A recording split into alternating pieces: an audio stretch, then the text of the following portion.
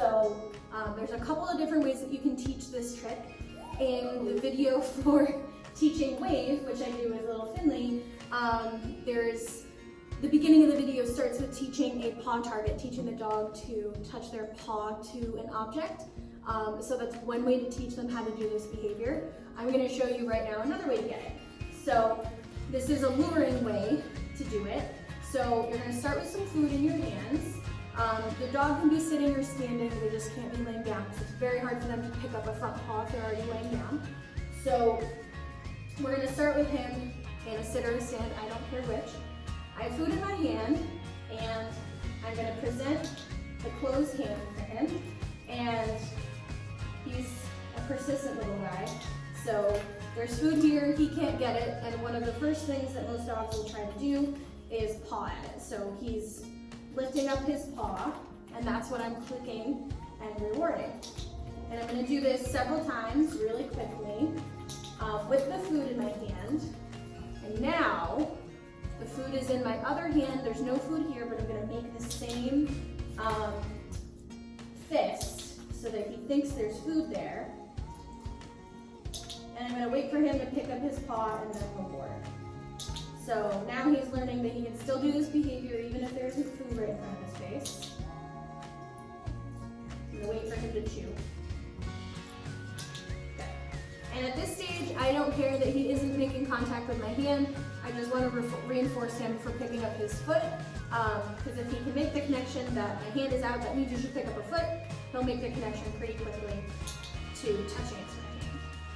So now what I'm going to do is I'm going to start opening up my hand a little bit more and see if he can make the connection to put his paw towards my hand, which he's doing very nicely. And then we'll start making it a little harder by having my hand flat out. So really quickly, I want to make sure that I'm being very clear with this trick what my criteria is. So we're going to teach 3 different paw tricks. We're going to teach shake a paw, wave, and high five. For the AKC, wave and high five are the same thing, so it's one trick.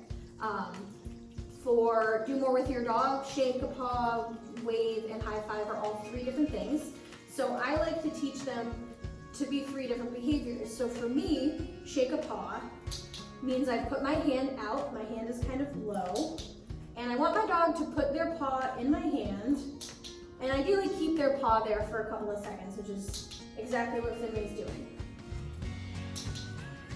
So, that's how you teach shake a paw.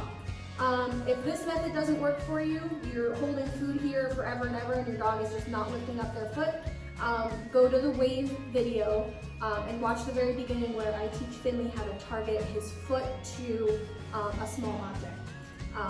And you can teach shake a paw that way. And now we're going to move into doing a high five. So high five for me is a different presentation and is also a different behavior. But that is what I want him to do, is I want him to put one foot in my hand and I want him to hold it there for a couple of seconds. When I want him to do a high five, I want him to reach his paw up and just touch my hand. And this is a trick that he already knows how to do. Shake, he actually, surprisingly, that's the first time we've worked on shake a paw. He knows how to do wave, good, and he knows how to do high five, good.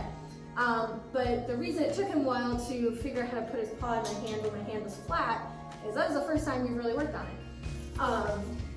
So for high five, what I'll start doing is I teach this after I've taught the dog, usually, to shake a paw like that because they'll have a good history of putting their paw in their hand.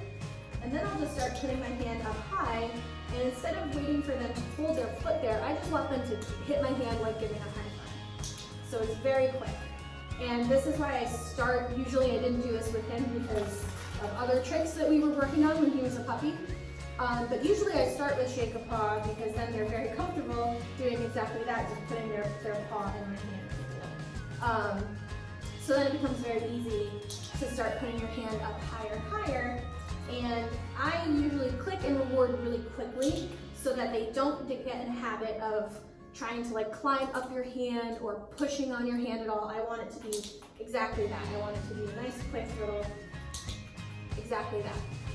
So I would click and reinforce really quickly. If your dog is struggling, then do the same hand signal for doing shake a paw, which is this, and just start putting your hand up a little higher. Because especially if your hand is above where their shoulder is, it's going to be harder for them to actually hold their arm up like that. So if you put your hand up pretty high like this, you can see he doesn't want to hold that position like he does if I keep my hand low.